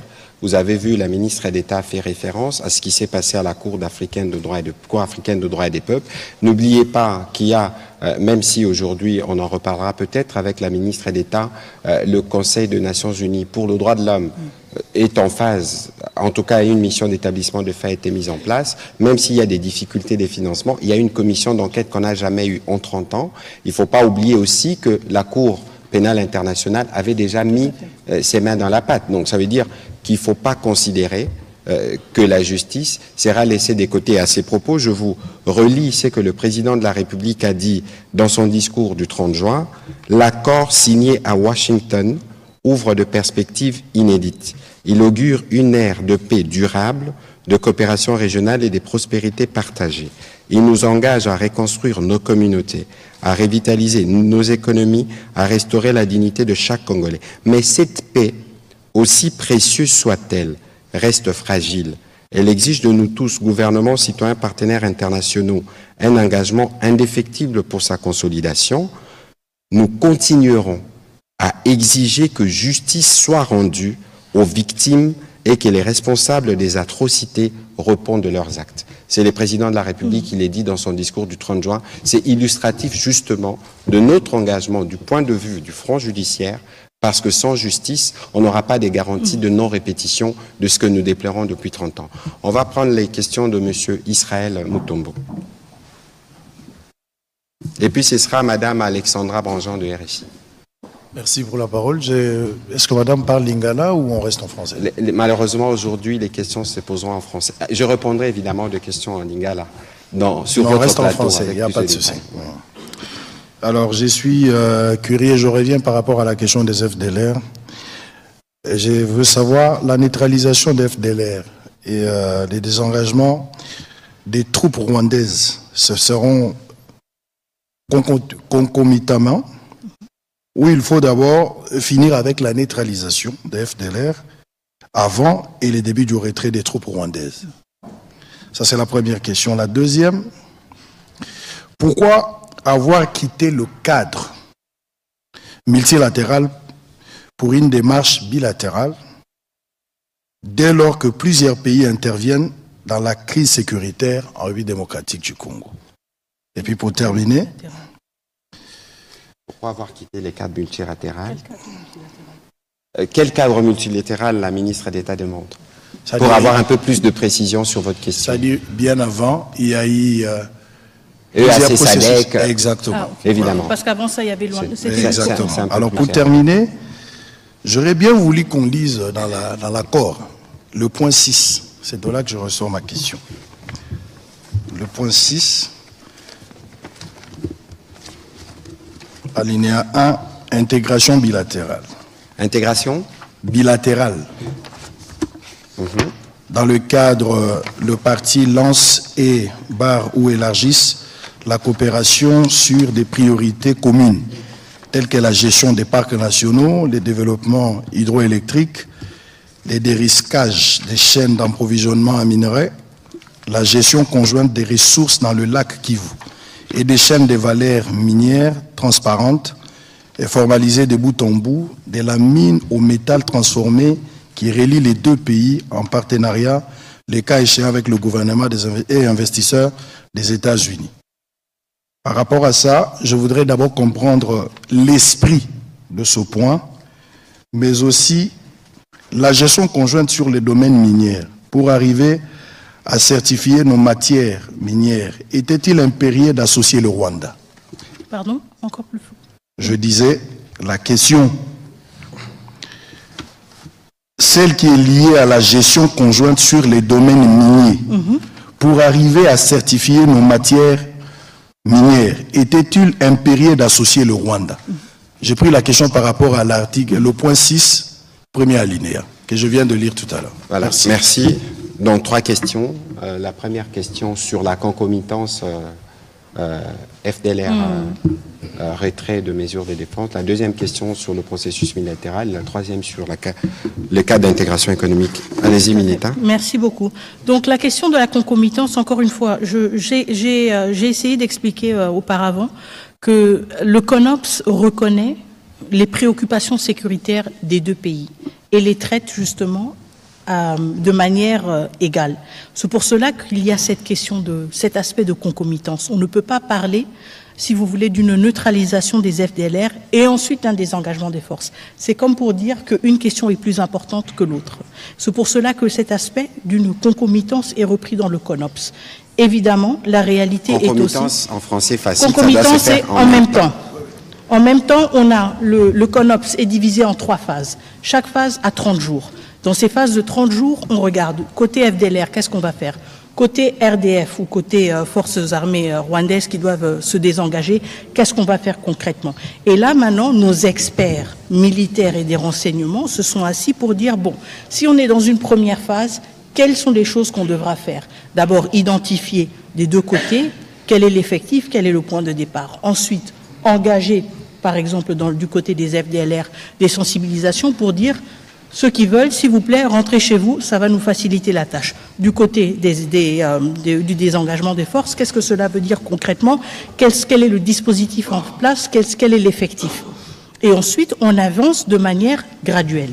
Maintenant, la réalité du terrain est aussi qu'on doit s'adapter à certaines certaines réalités contextuelles. Ça veut dire, par exemple, quand on se projette dans une logique actuelle, parce que le CONOPS a été rédigé en octobre, et la situation a changé entre maintenant et octobre, on ne peut pas penser, par exemple, à une neutralisation, des FDLR sans une présence des forces armées congolaises dans les zones où ils opèrent. Et donc, on ne peut pas penser à une neutralisation des FDLR sans un désengagement des forces armées rwandaises. Et donc, c'est justement là où nos experts militaires travaillent ensemble pour dire, si on veut atteindre tel objectif, eh bien, on doit être conscient que l'autre partie doit avancer sur certains points. Et c'est ça l'esprit de la concomitance, ou l'esprit du fait que tout se passe en même temps. On ne peut pas dire qu'on a un problème des FDLR si nous ne contrôlons pas les zones où elles sont supposées être opérationnelles. On ne peut pas dire non plus qu'on a un problème d'un désengagement des forces si nous ne sommes pas présents pour attester et confirmer le départ de ces forces. Et donc, évidemment, entre octobre et juillet 2024 et juillet 2025, il y a eu certains changements contextuels et on devra ajuster. Mais l'esprit reste le même. L'esprit reste le même. On respecte votre préoccupation, c'est les FDLR, pas de problème, on va s'en occuper. Mais vous respectez aussi la nôtre. Et c'est que vos militaires n'ont rien perdu chez nous, bye bye. Et donc, c'est ça l'esprit de la concomitance. Les deux parties doivent reconnaître la validité de leurs préoccupations sécuritaires. Est-ce qu'on peut estimer le retour de la paix? Pour quand est-ce qu'on peut estimer le retour de la paix? Bon, vous savez, si j'avais cette réponse, vraiment, je vous la donnerai évidemment, mais je la donnerai tout d'abord aux populations à l'Est, parce que ce sont elles qui sont les plus affectées. C'est une question à $1 million de dollars. Je n'ai pas la réponse à quand est-ce qu'on peut estimer le retour de la paix. Ce que moi je peux vous dire, c'est que du côté de la République démocratique du Congo, à travers la signature de cet accord, à travers tous les actes politiques que nous posons, à travers notre mobilisation, nous sommes déterminés à œuvrer pour un retour de la paix dans les plus brefs délais. Maintenant, la responsabilité, c'est une responsabilité partagée. Voilà, la question sur les multilatérales. Oui, la question sur le multilatéral. Donc, pourquoi est-ce qu'on n'a pas continué dans le cadre SADC-EAC? Bon, vous savez, à un certain moment, il y a eu des engagements à plusieurs niveaux. Vous vous en souviendrez. On a eu d'abord le processus de Luanda. On devait avoir un sommet. Et le président Kagame n'y a pas participé. On a eu ensuite plusieurs tentatives au niveau de la sous-région de trouver une solution. Il y a eu plusieurs accords qui ont été signés, plusieurs décisions, mais il n'y a pas eu de matérialisation. Et donc la raison pour laquelle ces cadres multilatéraux n'ont pas continué à être exploités, c'est parce qu'ils n'ont pas fourni de résultats. Et parce qu'on n'a pas le luxe de dire on va juste attendre jusqu'à ce qu'un bon jour on ait un résultat. Nous sommes le pays agressé, nous sommes le pays occupé, nos populations souffrent, nous n'avons pas le luxe du temps et de dire bon, on va maintenant gérer les égos des uns et des autres. Nous voulons des résultats et nous les voulons rapidement. Et nous les obtenons là où nous pouvons les obtenir. Et je pense que cet accord en est la preuve. La troisième question, alors c'était sur le point 6 justement. Et donc, sur s'il était nécessaire d'avoir le Rwanda associé dans la question de la certification. Qu'il soit associé. Oui, dans la certification. Donc, en fait, ce volet, c'est un accord quand même structurant de l'accord. C'est un aspect structurant de l'accord. Il propose transformer les questions sur lesquelles nous avons souvent eu des conflits en zone de coopération. Et donc l'idée, c'est justement d'aller d'un contexte dans lequel on s'accuse mutuellement vers un contexte justement où il y a plus de transparence et plus de visibilité. Quand il s'agit de la certification, il ne s'agit pas que du fait que le Rwanda va maintenant certifier nos minerais ou que nous allons certifier les minerais rwandais. On s'appuie sur les mécanismes qui existent, sur les mécanismes par exemple de la CIRGL pour dire justement si nous voulons que la question des ressources naturelles ne soit plus une question épineuse, si nous voulons aller au-delà des accusations mutuelles des uns et des autres, vous avez pris les nôtres, vous les vendez comme les vôtres, etc., nous devons renforcer cet aspect-là des mécanismes qui existent déjà au niveau de la région, à savoir les mécanismes aussi de certification. Et ça veut dire que, forcément, nous devons travailler ensemble avec le Rwanda, tout comme nous devons travailler avec d'autres pays de la région. Quand vous regardez la CIRGL, elle ne se limite pas au Rwanda et à la RDC, mais elle a justement le mécanisme qui est le plus utile, si vous voulez, et le plus probant pour cette question de certification et sur lequel je pense que nous allons devoir nous appuyer. Et donc pas exclusivement RDC-Rwanda, mais justement dans un caractère régional qui va bien au-delà. La question, c'est qu'ici, il s'agit d'un accord entre les deux pays. C'est pour cela qu'on parle explicitement des deux pays. Alors, je vais être plus concret sur cette question pour éviter justement toute ambiguïté. Le lac Kivu, nous avons le gaz dans le lac. Le lac qu'on les partage. Comment voulez-vous que sur la gestion du gaz qu'il y a dans le lac, un peu comme on a les pétroles dans les Graben albertines avec l'Ouganda, qu'il n'y ait pas des interactions? Première question, premier exemple. Deuxième exemple, le massif du Virunga, le parc de Virunga. C'est les mêmes massifs. Évidemment, il est plus grand, plus important en RDC et plus petit au Rwanda. On a des familles des gorilles qui vivent comme des humains. Lorsqu'il y a de coups de feu, ils se déplacent, ils traversent dans les mêmes massifs pour se retrouver. Donc, vous voyez que c'est les questions qui ont été abordées ici, c'est des questions qui nous lient. Nous connaissons tous les motivations de la guerre. Vous avez vu qu'on a sanctionné la raffinerie des Gasabo au Rwanda par l'Union européenne parce qu'elle raffine de l'or qu'il n'y a pas chez eux. Et donc ici, il faut s'assurer que nous avons pris toutes les précautions qu'il faut. Souvenez-vous de ce que la Mineta a dit précédemment ici. Nous sortons de 30 ans des conflits. Nous avons de millions de morts. Et donc, même si nous devons nous engager dans le cadre d'un partenariat économique, cela ne peut jamais se faire sans tenir compte de tout ceci. Et donc, Israël Mutombo, soyez bien apaisés sur le sujet. Ce qui a été abordé ici, c'est des choses qui sont vécues au quotidien et pour lesquelles nous, comme République démocratique du Congo, dans le cadre d'une paix restaurée, on ne peut que voir comment mieux faire. On a parlé d'électricité aujourd'hui, même aujourd'hui, Sénélac. Je vous ai donné l'exemple du Sénélac, du courant qui est produit Ruzizi en RDC, mais qui est donné au Rwanda et au Burundi dans le cadre d'un projet d'intégration qui a été mené par la CEPGL. Donc, ici, il faut bien lire ce qui a été dit et le garder dans le contexte précis parce que vous avez des exemples des réalités qui sont déjà vécues sur terrain. On va prendre la prochaine question aussi. Comment nous sommes arrivés à signer l'accord avec le Rwanda alors que la démarche était celle de rechercher la sécurisation? Je crois que ici, Israël, on ne va pas refaire l'émission. La Mineta a dit que c'est un accord de paix. On a signé un accord de paix. Dans cet accord, on a énoncé des principes, notamment le principe de l'intégration économique. Et dans les principes d'intégration économique, on a parlé d'une intégration régionale, on a parlé de ce qui est bilatéral en partant de l'existant. Il faut bien comprendre cela pour que cela ne soit pas un élément de confusion. On aura l'occasion, je viendrai sur votre plateau pour aller plus en détail, parce que je pense que vous-même, vous avez des susceptibilités sur le sujet. Mais ici, comme le président de la République l'a dit en début de cette émission, aucune ressource de la RDC ne sera brandée. Madame Alexandra Branjon, allez-y s'il vous plaît. Et puis ce sera Eric Izami. Et puis on prendra la dernière question pour terminer. Madame la ministre, bonsoir. Monsieur le ministre, une question à nouveau sur les FDLR. Comment est-ce que vous comptez neutraliser ces FDLR? Est-ce que vous estimez aujourd'hui que les forces armées congolaises ont les moyens de le faire, sachant que ces groupes armés sont souvent dans des zones contrôlées par les M23? Est-ce que vous avez identifié des difficultés pour le faire? Est-ce que vous souhaitez une assistance étrangère? Tout à l'heure, vous parliez de la MONUSCO. Et enfin, est-ce qu'une opération conjointe avec l'armée rwandaise pourrait être envisagée? Merci. Merci beaucoup.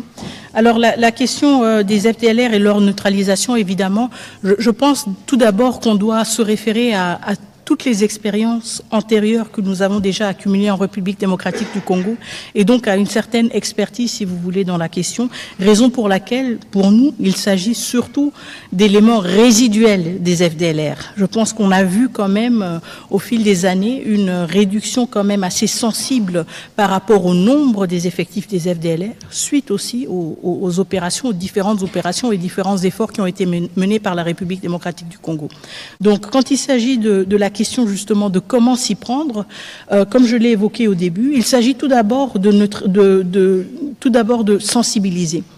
De sensibiliser les FDLR qui sont rwandais sur la possibilité de retourner chez eux et la possibilité d'y être prise en charge à travers la commission de démobilisation du Rwanda et d'être réintégrés dans la société rwandaise. C'est le premier pas. Et nous l'avons toujours observé dans d'autres efforts, si vous voulez, pour gérer la question des FDLR. Évidemment, tout cela va de manière crescendo, si vous voulez, ou séquentielle, en fonction justement du succès de cette première étape. Si nous voyons que c'est une étape qui a beaucoup de succès et qu'il ne s'agit que plus que des poches de résistance, évidemment, encore une fois, avec plus d'insistance, on va essayer de motiver les FDLR à retourner chez eux et ceux qui ne voudront pas se rendre, évidemment, feront face à des opérations militaires. Chose que nous avons déjà eue en République démocratique du Congo, encore une fois, dans des formats différents et à chaque fois adaptés, si vous voulez. Nous l'avons eu dans le format d'opération conjointe avec la MONUSCO, et ça avec une implication variée de la MONUSCO. Nous l'avons eu aussi dans le cadre des opérations Mojawetu avec les forces armées rwandaises. Donc encore une fois, nous avons une panoplie d'expériences sur laquelle nous pouvons nous appuyer. La question de la capacité des forces armées congolaises à faire face à la présence des FDLR. Bon, déjà, elle ne relève pas de mon domaine, mais je peux vous assurer que la défense, pendant ces derniers mois et pendant ces dernières années, s'est justement concentrée sur son efficacité et sur justement le besoin d'être plus performante. Et donc, je peux très bien m'imaginer que dans ce cadre d'opération aussi stratégique, d'une portée si importante pour la République, que nous n'allons pas avoir de doute sur la performance, la capacité de performance de nos forces armées. Maintenant, la question sur la possibilité d'opérations conjointes entre la République démocratique du Congo et les forces armées rwandaises, cette question n'a pas été évoquée et elle n'est pas encore sous examen ou elle n'est pas prévue d'être examinée, en tout cas dans les jours à venir. Nous nous concentrons sur nos propres capacités, nous nous concentrons sur nos propres capacités à être à la hauteur de ce défi et sur notre détermination aux besoins associés des partenaires internationaux comme peut-être la MONUSCO si le besoin est ressenti et évidemment en coordination avec ces acteurs. Mais pour l'instant, il n'y a pas de plan quelconque de le faire conjointement avec les forces armées rwandaises. Je pense que pour l'instant, on se concentre plutôt sur leur départ définitif. Merci, bien dit. Éric Izami. Merci de la parole. Je voudrais globalement féliciter votre activisme dans votre gouvernement pour rechercher la paix, parce que la paix est essentielle. Alors la question, la première, c'est de revenir sur ce qu'a évoqué ici mon confrère Israël Mutombo, mais je voudrais être beaucoup plus concret. Nous parlons de l'accord de paix. Existe-t-il dans cet accord une coopération minière entre le Congo-Kinshasa et le Rwanda? Ou existe-t-il un projet conjoint dans ce sens? Nous avons besoin de réponses à propos. Le 1.23, deuxième question. Le 1.23 exige pour poursuivre avec les pourparlers au niveau de Doha que Kinshasa puisse donner oui choses. Entre autres, il y a notamment la levée de poursuite de certains de leurs cadres. Qu'est-ce que votre gouvernement en dit?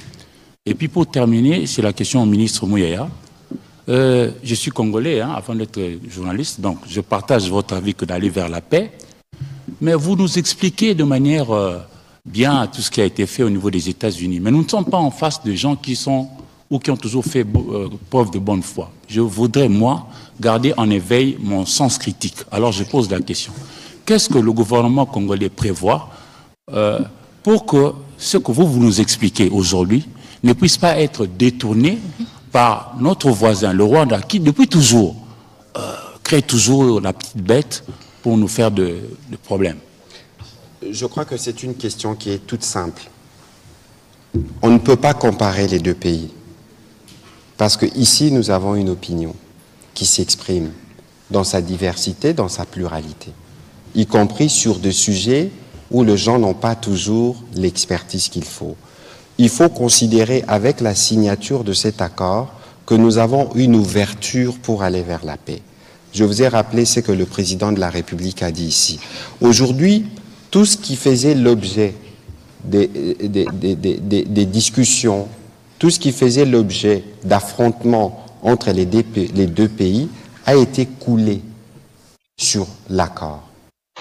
Et dans cet accord, le Rwanda s'est engagé comme la RDC. C'est pour ça que tous ceux qui donnent des avis dans un sens ou dans un autre, ils doivent se rendre compte que nous avons sur un papier l'engagement du Rwanda fait à la Maison-Blanche devant le président américain qu'on peut considérer comme un des garants de ce qui a été convenu. Aujourd'hui, nous, on n'a pas le temps, la ministre d'État est là, d'aller dans la polémique, là où nous voulons nous assurer que des vies humaines sont sauvées, que des femmes sont moins violées, que les enfants peuvent aller à l'école dans les bonnes conditions. Et cet accord ouvre cette voie. Et donc, il faut considérer que nous tous, un peu dans l'esprit de l'appel qui a été lancé le 25 avril, qui est évoqué dans les préambules de l'accord, nous tous, nous devons contribuer où nous sommes pour aller vers la paix. Donc, on va quitter le terrain de la polémique qui ne construit pas et on va nous tous nous assurer que le Rwanda qui s'est engagé dans cet accord doit, pour sa part, y contribuer autant que nous allons le faire. C'est à ces prix qu'on va montrer le caractère républicain et notre envie de parvenir à une paix dans la région. Voilà ce que je peux dire à ces propos. Madame la ministre d'État. Merci. Donc, je reprends les deux premières questions. La première question était, est-ce qu'il y a dans cet accord une disposition sur un accord minier entre la RDC et le Rwanda? Non. Lisez l'accord. Et vous pouvez lire l'accord. La deuxième question, les 8 conditions du M23. Comme vous l'avez évoqué, en effet, il y a le processus Doha qui est encore en cours. Apparemment, le M23 a jugé opportun de s'adresser, de prendre parole aujourd'hui, si je ne me trompe pas, pour évoquer 8 doléances qu'ils auraient. Je pense que ce sont des conversations qui ont lieu dans le cadre du processus de Doha et qui doivent continuer dans le cadre du processus de Doha. Nous n'allons pas nous prononcer là-dessus. Nous avons traité tous les processus, que ce soit le processus de Luanda, que ce soit le processus de Washington DC ou le processus de Doha, avec professionnalisme et respect envers les facilitateurs, avec discrétion, pour justement contribuer à un environnement propice pour avoir des discussions fructueuses. Nous allons maintenir cette posture. Ces conversations-là ont lieu à Doha, elles continuent à Doha. Merci. Voilà, Madame la ministre d'État, je pense que nous avons couvert tous les sujets. Les questions, elles peuvent encore continuer. Nous irons sur des plateaux. Non, je pense que dans l'exercice de ce soir, nous avons voulu être pédagogiques. Nous sommes là, d'ailleurs, nous avons débordé sur le temps du journal de la RTNC. Sauf, si vous voulez, dans 2-3 minutes, on peut prendre 2 petites questions en série et on nous répond une fois pour toutes pour clôturer. Très rapidement, parce que je vous en prie, on va prendre la question de Madame Gino Rehema et de Monsieur Louis France. Alors, des questions qu'on nous prendrons en série et nous répondrons une fois pour toutes, s'il vous plaît. On commence par Monsieur Kouzike et on termine par Madame Gino Tabou. Merci beaucoup, Monsieur le ministre. La parole a été démocratisée. Madame, j'ai constaté que vous avez du mal à vous débarrasser des textes. Il faut poser des questions. Oui, s'il vous plaît. Posez votre question. Ce n'est pas une tribune pour des interventions. Vous posez votre question. On viendra dans votre plateau pour donner les détails. Mais ici, il faut poser votre question et on vous donne une réponse. Excellence, Madame la ministre d'État, nous sommes ici dans une matière précise de négociation en sociologie des conflits. Ça signifie que pour que nous tombions dans un consensus, il faut que chacune des parties perde une chose et gagne une autre. Vous pouvez nous dire et dire aux Congolais ce que le Congo a perdu en signant cet accord et ce qu'il a gagné, ce que le Rwanda a perdu dans cet accord, ce qu'il a gagné. Et la deuxième question, comment les facilitateurs, dont les États-Unis d'Amérique qui interviennent à titre de facilitation, sortent en tant que partie qui signe l'accord. Pourtant, les facilitateurs n'est pas partie prenante aux négociations. À quel titre est-il ou sont-ils intervenus, les États-Unis, pour demain signer cet accord en tant que partie prenante au conflit? Okay. Alors, la dernière question, je termine. Non, c'est deux questions. Madame, s'il vous plaît. Madame Dino. La dernière. Merci beaucoup. Merci, monsieur. On viendra dans votre plateau, monsieur Kouzikessa, s'il vous plaît. Allez, Dino Tabo, allez-y. Merci beaucoup, Madame la Ministre. Ma question, aux États-Unis, il y a eu des engagements qui ont été pris par la RDC et le Rwanda. La RDC a pris aussi l'engagement de neutraliser les FDLR. Je reviens sur cette question. Alors, je voudrais savoir où se trouvent ces FDLR. Vous les localisez où? Et aussi, ils sont estimés au nombre de combien? La deuxième question, M. Boulos a déclaré dans une interview, il a confirmé l'influence du Rwanda sur les M23. En même temps, il a dit que l'accord de paix conclu vise à mettre fin aux 3 décennies de conflit en appelant au désarmement de groupes rebelles tels que les M23 et à la coopération économique régionale. Alors, ma question, comment nous pouvons comprendre cet aspect de la coopération économique? Donc, c'est-à-dire comment se fera cette vous revenez sur coopération une question économique qui a déjà été posée et reposée. Permettez que sur cette question, la ministre d'État ne réponde pas parce que nous en avons parlé abondamment. Sur la question de la localisation des FDLR, comprenez aussi qu'ici, il y a des questions qui relèvent de la stratégie militaire. La ministre d'État pourra faire un commentaire, mais aussi de ce point de vue, il faut considérer qu'on ne peut pas s'étendre sur d'autres aspects parce que c'est des aspects qui relèvent justement même pas du ressort de la première diplomate après le président de la République, mais des états-majors de nos forces armées. Madame la ministre d'État, pour les questions qui vous ont été destinées. Parfait, merci beaucoup. Alors la première question, qu'est-ce que la RDC a perdu et qu'est-ce que la RDC a gagné? Et idem pour le Rwanda. Écoutez, encore une fois, je ne voudrais pas verser dans des interprétations politiques. Comme le ministre Mouyaya l'a expliqué, nous sommes dans un exercice pédagogique, nous sommes dans un exercice d'explication de l'accord. Si on parle de gains et de pertes, c'est une interprétation, si vous voulez, de cet accord, et je trouve que cela pourrait être extrêmement subjectif. Concentrons-nous donc sur ce que nous avons noir sur blanc et pas sur ce que nous croyons voir. Je pense quand même que ce que nous avons gagné, et je veux me concentrer sur les gains, je veux me concentrer, je veux être optimiste justement. Ce que nous avons gagné, ce que nous avons obtenu, c'est un accord clair, c'est un accord qui responsabilise les deux parties, c'est un accord avec un garant, et ça m'amène à la deuxième question dont vous avez parlé, que vous avez évoqué, un garant qui est prêt à se mobiliser aussi pour assurer le suivi de cet accord et sa mise en œuvre effective. La deuxième question, à quel titre est-ce que les États-Unis d'Amérique ont signé? Eh bien, au même titre que l'Angola aurait signé, au même titre que les pays de la SADC auraient signé, au même titre que le Qatar va signer, en tant que facilitateur, évidemment. C'est un document juridique, on ne peut pas juste laisser les deux parties signer. Il y a cet engagement aussi du facilitateur qui doit se matérialiser à travers une signature, et donc c'est justement pour cette raison que les États-Unis d'Amérique ont signé, parce qu'ils ont justement ce rôle de facilitateur. En même temps, vous vous en souviendrez peut-être, pendant la cérémonie de signature, il y avait d'autres participants qui ont aussi contribué à ces efforts, mais peut-être que cela ne s'est pas manifesté à travers une signature, à savoir le président de la Commission de l'Union africaine, à savoir le ministre d'État, ministre des Affaires étrangères du Qatar, à savoir aussi le ministre des Affaires étrangères du Togo.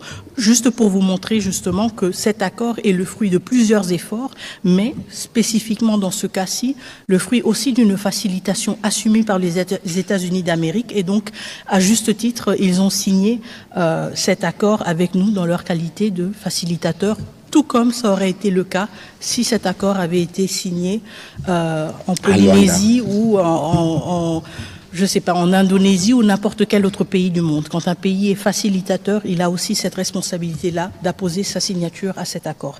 La troisième question, c'était sur les FDLR, sur les effectifs des FDLR, sur le positionnement des FDLR. Comme le ministre l'a indiqué, nous n'allons pas pouvoir nous pencher sur ce genre de détails opérationnels, mais ça nous ramène encore une fois au rôle du mécanisme conjoint de coordination de la sécurité qui justement a ce travail-là, d'établir, si vous voulez, un point de départ, d'établir une compréhension partagée.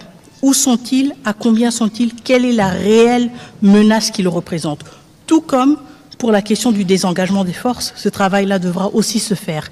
Quels sont les effectifs dont nous parlons? Où sont-ils positionnés? Si nous voulons passer à la mise en œuvre de ce CONOPS, évidemment, comme vous l'évoquez, ces questions sont tout à fait légitimes et pertinentes et vont être justement au cœur du travail de ce mécanisme qui va être mis en place. Nous n'allons peut-être pas tous avoir les détails de ces informations, mais pour que ce travail se fasse de manière efficace, il devra y avoir un point de départ qui permettra justement d'évaluer le progrès et le succès des efforts et des opérations respectives.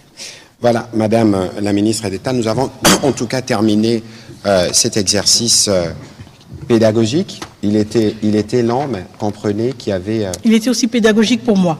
Voilà, qu'il y avait beaucoup de questions et qu'il était important que le peuple congolais puisse être fixé et édifié de cet accord qui a été obtenu évidemment grâce aux efforts diplomatiques portés par les présidents de la République lui-même, la Première ministre, la Mineta et toute l'équipe, parce que finalement c'est un travail qui a été fait par plusieurs. C'est un point de départ. Madame la ministre d'État, quels peuvent être vos mots pour terminer l'exercice de ce soir? Tout à fait. Je pense que le mot important ou l'expression importante ici, c'est effectivement un point de départ. Comme je l'ai dit à Washington DC, c'est maintenant que le vrai travail commence. C'est un travail qui nous concerne tous en tant que Congolais et Congolaises, en tant que citoyens engagés, que nous soyons membres du gouvernement, que nous soyons membres de la société civile, de la presse ou citoyens engagés et épris du souci de voir la paix se matérialiser dans notre pays. Notre travail à nous tous commence maintenant, à commencer par l'appropriation de cet accord, sa compréhension, sa lecture évidemment, la curiosité qui devrait nous animer justement, devrait nous encourager aussi à avoir des conversations les uns avec les autres pour mieux comprendre cet accord, mais aussi se pencher concrètement sur les réalités qui doivent rapidement se transformer, en particulier dans les zones encore sous occupation à l'est de la République démocratique du Congo.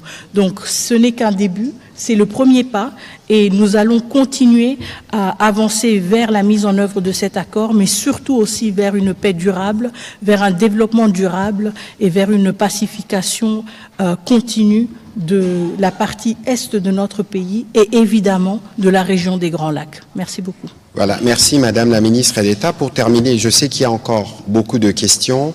On n'a pas pris de questions à Lingala ce soir, mais Flavien Roussaki, on fera une émission à Lingala, ou Peter Tiani, on fera des émissions, parce qu'il nous faut apporter de la pédagogie pour qu'il y ait de la compréhension de ce qui a été convenu. On fera des émissions en Swahili, on fera des émissions en Chiluba, pour être sûr que tous les Congolais, partout où nous nous trouvons, nous nous imprégnons de ce qui a été fait. Nous pouvons comprendre que nous sommes dans un contexte pluriel, nous sommes dans un contexte où tout le monde a ses opinions, mais dans ce qui a été fait pour l'aboutissement de cet accord qui n'est qu'une ouverture vers la paix, beaucoup de sacrifices ont été consentis et comme on l'a dit et répété, aucun intérêt de la République n'a été bradé. On a parlé du Rwanda, on connaît les dénis du Rwanda sur son rôle à RDC, mais nous avons été avec eux à table, on a signé. Il n'y a pas meilleure preuve que c'est l'autre partie en conflit. Et donc, donnons-nous nous-mêmes la chance de voir la paix revenir dans ces parties du territoire et nous comptons sur vous, justement, les médias, pour contribuer à une meilleure explication et nous vous disons déjà notre disponibilité pour continuer à apporter dans le cadre de notre devoir de redevabilité sur lequel insiste beaucoup la Première ministre et les présidents de la République pour que le Congolais puisse être pleinement édifié sur ce qui s'est fait, évidemment, que vous serez tenu au courant de prochains exercices pour lesquels nous souhaiterons votre accompagnement et votre contribution. Madame la ministre d'État, merci énormément d'avoir donné de votre temps pour l'exercice de ce soir. J'espère que vous serez disponible, comme toujours, pour d'autres exercices de redevabilité. Volontiers. Peut-être cette fois-là, ce sera en Chiluba. Peut-être. OK. Merci beaucoup et donc bonne soirée.